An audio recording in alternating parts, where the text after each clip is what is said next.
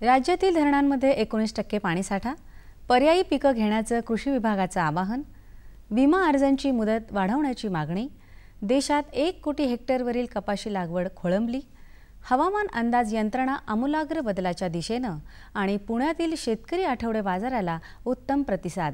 नमस्कार, कृषी वार्तामध्ये आपल्या सगळ्यांचं स्वागत। पाहूया सविस्तर वृत्त।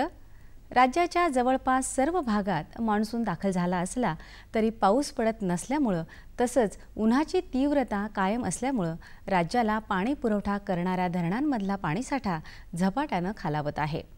राज्यात मोठे, मध्यम, लघु अशा 2441 प्रकल्पांमध्ये 30 जून अखेर एकूण 7030 दशलक्ष घनमीटर म्हणजेच अवघा 19% पाणीसाठा शिल्लक असल्याची माहिती जलसंपदा विभागाने दिली आहे। पुणे, मराठवाडा आणि नाशिक विभागात 13 ते 17% पाणीसाठा शिल्लक आहे। सध्या दमदार पावसाची गरज असून तो न झाल्यास आगामी काळात पाणी टंचाईची स्थिती गंभीर होण्याची शक्यता आहे। पुणे विभागातल्या पुणे, सातारा, सांगली, कोल्हापूर, सोलापूर या 5 जिल्ह्यांना पाणी पुरवठा करणाऱ्या 368 प्रकल्पांमध्ये अवघा 13% पाणीसाठा शिल्लक आहे। जून महिना पूर्णपणे कोरडा गेल्यामुळे यावर्षी शेतीचं नियोजन बिघडलं आहे।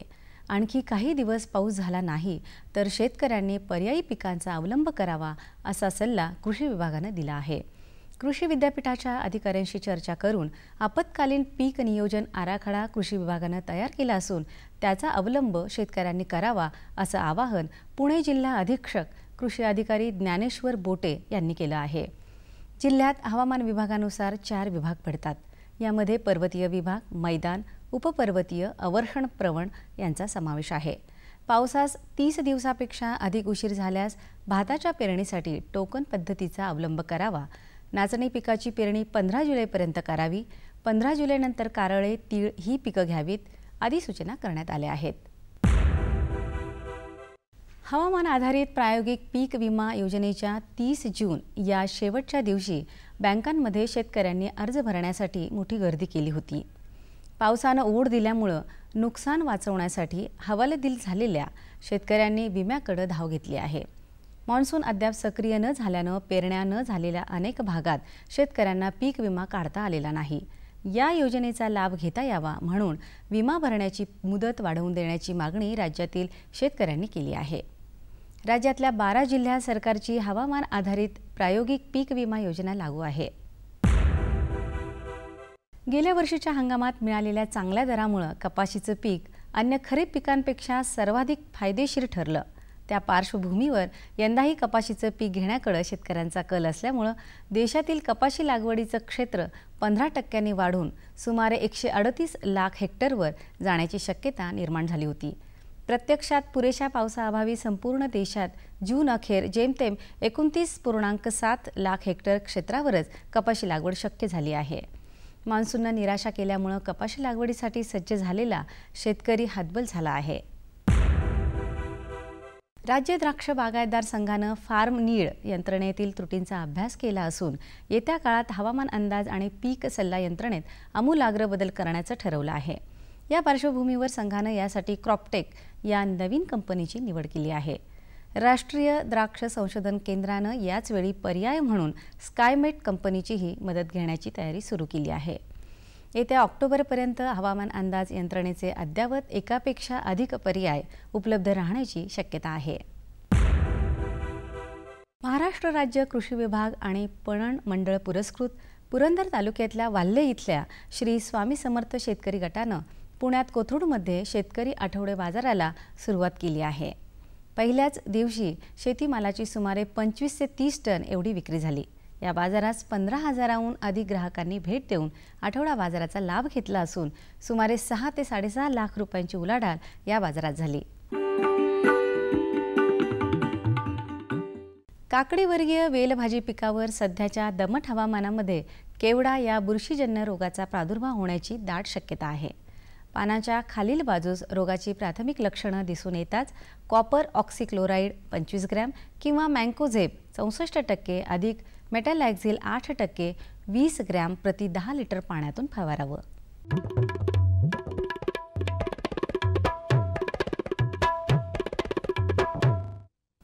आता पाहूया सांगली कृषी उत्पन्न बाजार समितीचे काही बाजारभाव प्रति क्विंटलचे। बाजरी कमाल 1850 रुपये, किमान 1300 रुपये, गहू कमाल 2700 रुपये, किमान 1700 रुपये, ज्वारी कमाल 2100 रुपये, किमान 1500 रुपये, मका कमाल 1500 रुपये, किमान 1400 रुपये, मटकी कमाल 7400 रुपये, किमान 5500 रुपये, सोयाबीन कमाल 4300 रुपये, किमान 3800 रुपये, गूळ कमाल 3600 रुपये, किमान 2500 रुपये, हळद कमाल 10800 रुपये, किमान 4500 रुपये। कृषी बाजारभाव विषयक अधिक माहितीसाठी www.agmarknet.nic.in किंवा www.msamb.com ह्या संकेतस्थळाला भेट द्या।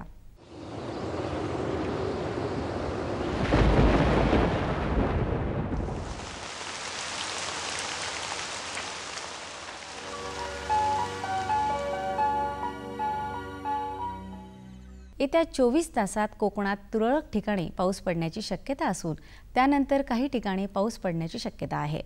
येत्या 24 तासात विदर्भात हवामान मुख्यतः कोरडं राहून त्यानंतर तुरळक काही ठिकाणी पाऊस पडण्याची शक्यता आहे। मध्य महाराष्ट्र आणि मराठवाड्यात हवामान मुख्यतः कोरडं राहील।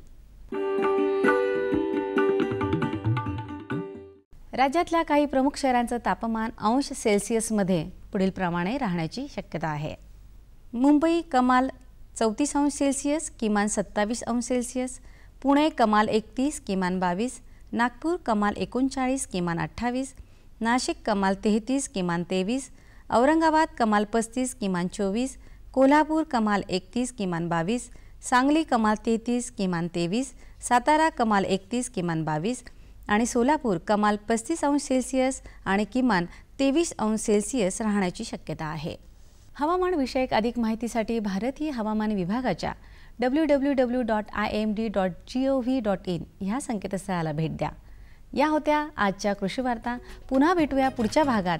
तोपर्यंत नमस्कार।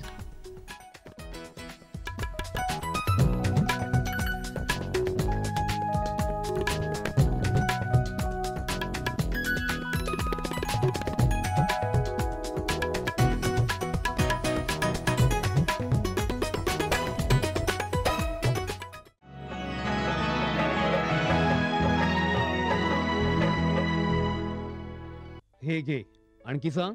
बस। अरे हे काय भाऊ, इतकं कमी रासायनिक खत? शेती सोडली आहेस का? शेती नाही, नादानपणा सोडतोय। मातीचं परीक्षण केलंय। आता तर भाऊ जितकं आवश्यक आहे तितकंच खत शेतात टाकू। शेतकऱ्यांनो, आजच आपल्या जिल्ह्याजवळच्या भूमी परीक्षण प्रयोगशाळेत मातीचं परीक्षण अवश्य करवा आणि मातीची पोषक तत्व, आर्द्रता व रोपांचा विकास बघता केवळ आवश्यकतेनुसारच पोषक तत्व घाला। आणि हो, मातीतलं गंधक, जस्त, बोरॉन सारख्या पोषक तत्वांविषयीही जाणून घ्या। खत आणि जैविक खताच्या योग्य उपयोगानं भूमीचा सकसपणा टिकवून ठेवा, उत्पादकता वाढवा, खर्च कमी करा आणि बहुमोल परकी चलन वाचवण्यातही सहकार्य करा।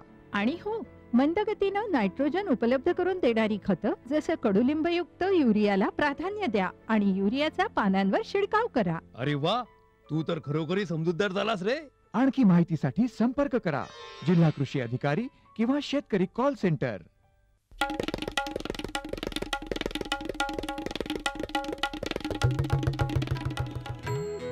मामी, मी शाळेला जाते बरं। शाळेला? अगं, पण लग्नाच्या वक्ताला तू शिकलेली आहेस म्हणून सांगितलं होतं की। अव मामी, फार्म स्कूलला जातीये, शेतीच्या नव्या नव्या गोष्टी शिकाया। तुम्ही बी चला की। फार्म स्कूल, जिथे शेतकऱ्यांना पिकांचा उपज वाढवायच्या सर्व गोष्टी शिकवल्या जातात, जसं मातीच्या पोतानुसार कोणती खतं योग्य आहेत, कोणती बियाणं आणि गरजेनुसार कोणती कीटकनाशकं उत्तम आहेत। खर्च बेताचा, लाभ मोलाचा।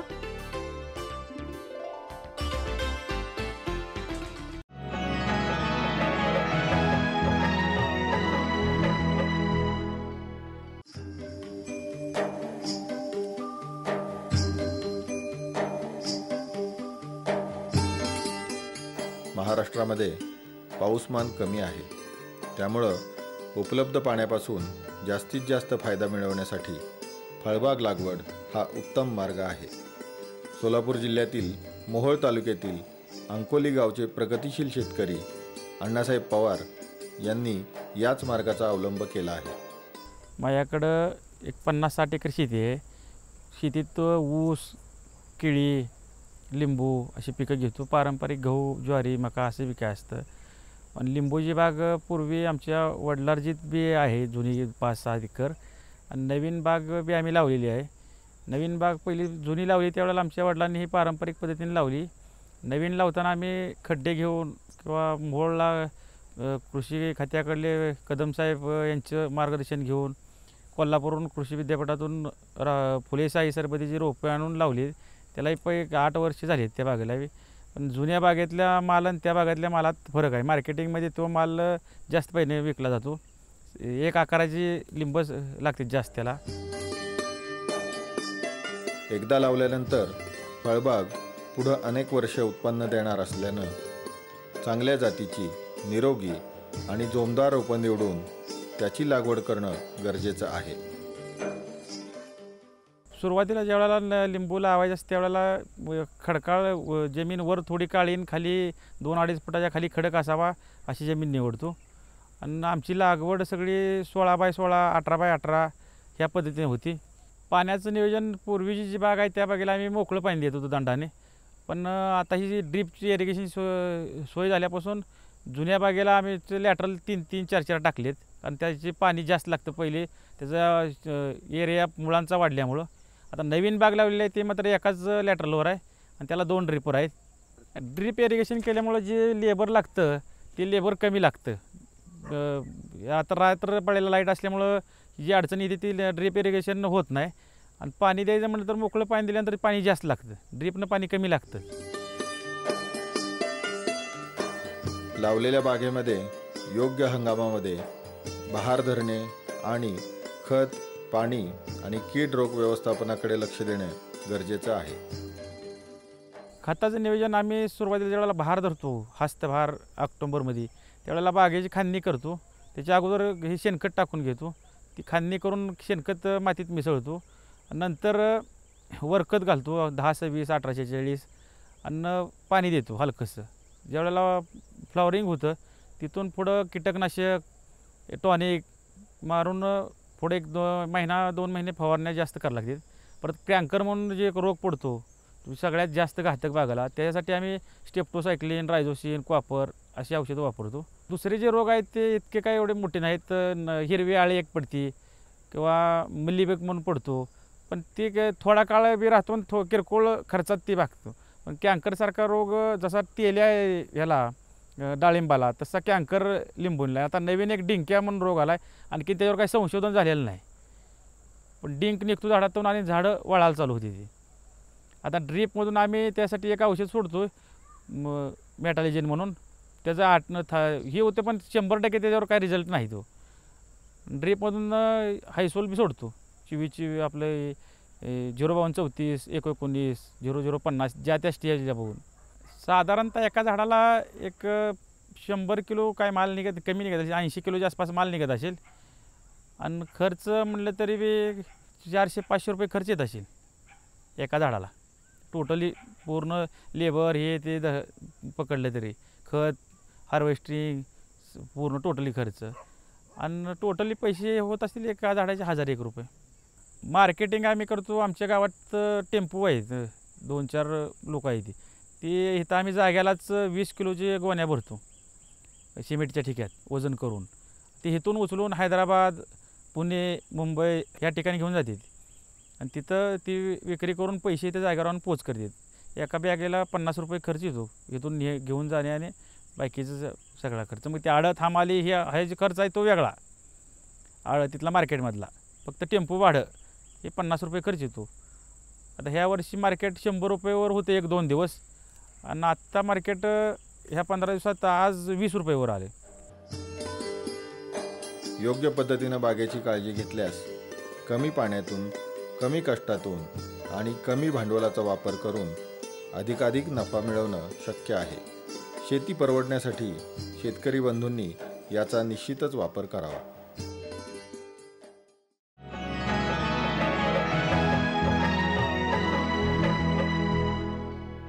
सुगंधाच्या दरवळीमध्ये, स्वादाच्या बहारीमध्ये, प्रगतीच्या डहाळ्यांमध्ये, पसरणाऱ्या हास्यांमध्ये, हिरव्यागार झाडांमध्ये, मोठ्या मोठ्या सौद्यांमध्ये, गोड मधुर गुंजनामध्ये, आनंदाच्या चाहुलीमध्ये. NHM बागवानी मिशन.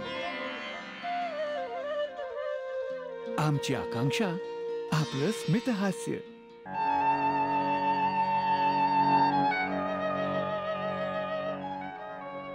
सकाळी 6:05 उत्तम शेती, लोकसंगीत आणि कीर्तनातून परंपरेचं जतन करणारे आकाशवाणीचे ग्रामीण कार्यक्रम. निष्ठावंत भाव भक्तांचा स्वधर्म, निर्धार हे वर्म चुकोन ये.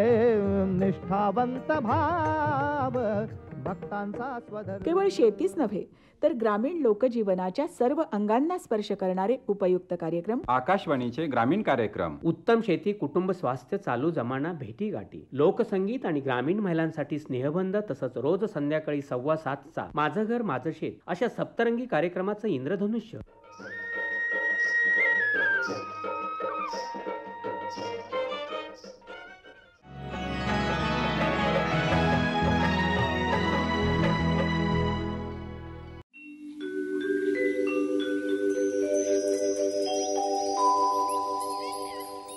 कमीत कमी पाण्याचा वापर करून शेतीमधून जास्त उत्पन्न मिळवण्यासाठी फळबाग लागवड हा चांगला उपाय आहे. फळबाग लावण्यासाठी उच्च दर्जाची चांगल्या जातीची रोपं मिळणं गरजेचं आहे. महात्मा फुले कृषी विद्यापीठाच्या मुळेगाव, जिल्हा सोलापूर येथील रोपवाटिकेमध्ये त्यासाठी नियोजनबद्ध पद्धतीनं डाळिंबाची कलमं तयार करण्याचा कार्यक्रम राबविला जात आहे. इथे आपल्या प्रक्षेत्रावरती डाळिंब ही फळझाडाची लागवड आपण ऑक्टोबर 2010 4.5 बाय 3 मीटर अंतरावरती JCPने खड्डे घेऊन केलेले आहेत. हे आम्ही डाळिंब भगवा जातीची रोपे आहेत, ते महात्मा फुले कृषी विद्यापीठ राहुरी येथून आणलेले आहेत. निरोगी स्वच्छ अशी रोपे आपण इथे लागण केलेली आहे. तर सदर रोपे लागण करताना ज्यावेळेस आपण खड्डे भरतो त्या खड्ड्यामध्ये पालापाचोळा, पोट्याची माती, त्याच्याबरोबर युरिया, सुपर आणि MOP मिक्स करून, शेणखत मिक्स करून त्यामध्ये BSC पावडर वगैरे टाकून चांगलं खड्डे भरून घेतलेले आहेत. आणि त्याच्यानंतर ऑक्टोबरमध्ये आपण डाळिंब्या गोटी कलमाची लागण केलेली आहे. सदर झाडे लागण केल्यानंतर ह्या झाडांना आपण ड्रिपने पाणी चालू केलेलं आहे. साधारण ऑक्टोबरपासून ते मार्च-एप्रिलपर्यंत याला आठवड्यातून 1-2दा ड्रिपने पाणी द्यायचो. आणि जसं जसं उन्हाळा वाढत जाईल तसं पाण्याचं म्हणजे 2 दिवसाआड 1 दिवसाआड असं पाणी आपण देत गेलेलो आहोत. चांगल्या दर्जाची कलमं मिळण्यासाठी त्याचे मातृवृक्ष जोमदार, निरोगी आणि चांगल्या जातीचे असणं अत्यंत गरजेचं आहे. महात्मा फुले कृषी विद्यापीठाकडे मृदुला, भगवा, सुपर भगवा अशी नवनवीन जातीची निर्मिती झालेली आहे. तर आपल्या सोलापूर जिल्ह्यामध्ये भगवा जातीचा जास्त प्रसार असल्यामुळे आम्ही भगवा जातीची रोपं प्रामुख्याने लागवड केलेली आहेत. आणि त्यामुळे भगवाचं म्हणजे उत्पादनही जास्त आहे आणि त्याची जी क्वालिटी आहे ते साधारण मार्केटमध्ये चांगल्या प्रतीचं असल्यामुळं आम्ही भगवा जातीचं निवड केलेली आहे. लागवड करताना आपण यांना साधारण युरिया, सुपर आणि MOP देऊन त्याबरोबर 2-3 घमेले शेणखत दिलेलंच आहे. त्यानंतर दरवर्षी युरिया, सुपर आणि MOP आणि त्याबरोबर 2-3 घमेले आणि दरवर्षी ते खत वाढत जातं. आता जशी रोपं मोठी होत जातात तशी त्यांची भूक वाढते, त्यामुळे त्यांना जास्त प्रमाणात आपण शेणखत आणि रासायनिक खतं मिक्स पद्धतीने देतो.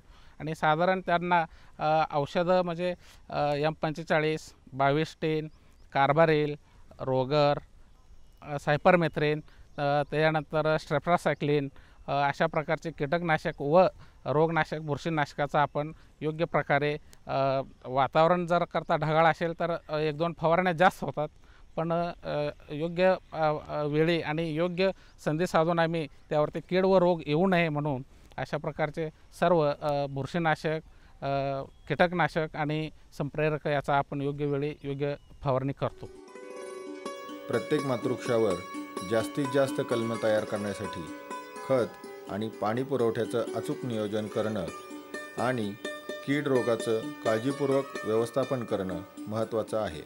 साधारण प्रत्येक फळझाडाभोवती आळं करण्याचं एक म्हणजे कारण म्हणजे पावसाळ्यात पडणारं पाणी वाहून जाऊ नये आणि दुसरं म्हणजे जे ड्रिपनं आपण पाणी देतो प्रत्येक मुळाभोवती ते पाणी जास्त पसरू नये, त्या आळ्याच्याच आतमध्ये राहावं. आणि उन्हाळ्यामध्ये जास्त करून बाष्पीभवन होत असल्यामुळं टेम्परेचर आपल्या सोलापूरचं साधारण 42 ते 45 डिग्री सेल्सिअसपर्यंत जात असल्यामुळं आम्ही जे काही काडी कचऱ्याचं किंवा पालापाचोळाचं जे काही आच्छादन करतो त्यामुळं की जे दिलेलं पाणी आहे ठिबकद्वारे तर ते पाणी जास्त करून बाष्पीभवन होऊ नये. 2 दिवसांनी पाणी द्यावं लागतं, ते साधारण 4 दिवसांनी एकदा पाणी आपल्याला ह्या काडी कचऱ्याच्या आच्छादनामुळं देणं सोयीचं जातं. म्हणून आपण ह्याला प्रत्येक आळ्याभोवती काडी कचऱ्याचं चांगल्या प्रकारे आच्छादन आपण करतो. साधारण डाळिंब ह्या फळझाडांना वर्षातून एकदा जून जुलैमध्ये आपण जी छाटणी करतो. छाटणी केल्यानंतर त्याला साधारण एप्रिल मेमध्ये पाण्याचा ताण देतो आपण. म्हणजे का की पाण्याचा ताण दिल्यानंतर छाटणी करतो आणि छाटणी केल्यानंतर साधारण जे जुलै ऑगस्टमध्ये जे फुटणारे जे नवीन पालवी आहे किंवा नवीन जे खोंबारे आहेत ते चांगले जोमाने वाढतात आणि जोमाने वाढल्यानंतर त्याला आपण बहार धरायचं असेल त्या दृष्टीनेही चांगलं आहे आणि गुटी कलमं बांधायचे असतील तरी त्या दृष्टीनेही चांगलं आहे. गुटी कलम म्हणजे प्रत्येक झाडाला आपण एका फांदीवरती साधारण 6 ते 7, 8पर्यंत असे गुटी कलमं आपण चाकूने चर घेऊन त्याच्यामध्ये स्मॅग्नॉम मॉस बांधून त्याच्यावरती प्लॅस्टिक पट्टी बांधून ते साधारण बांधलं जातं आणि त्यानंतर आपण त्याला पाणी देणं चालू करतो.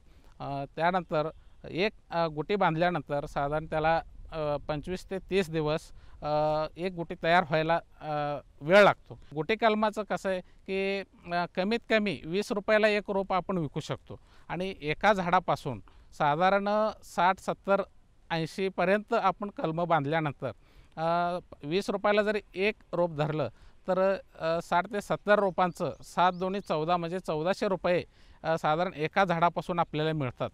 एका झाडापासून 1400 रुपये मिळत असतील तर एका एकरामध्ये साधारण 15 ते 20 हजार रोपं आपण तयार करू शकतो आणि 15 ते 20 हजार रोपांचं जरी 1400 रुपयाप्रमाणे म्हटलं तरी साधारण 3 ते 4 लाख रुपयापर्यंत बिन भांडवली जास्त खर्च न करता ह्या गुटी कलमापासून आपण शेतकऱ्यांना फायदा करून देऊ शकतो. चांगल्या दर्जाच्या लागवडयोग्य कलमांचा पुरवठा करून शासन फळबाग लागवडीस सक्रिय प्रोत्साहन देत आहे. शेतकरी बंधूंनी त्याचा फायदा घेऊन हरित क्रांतीची गंगा आपल्या शिवारामध्ये नेण्यासाठी नियोजनबद्ध प्रयत्न करणं गरजेचं आहे.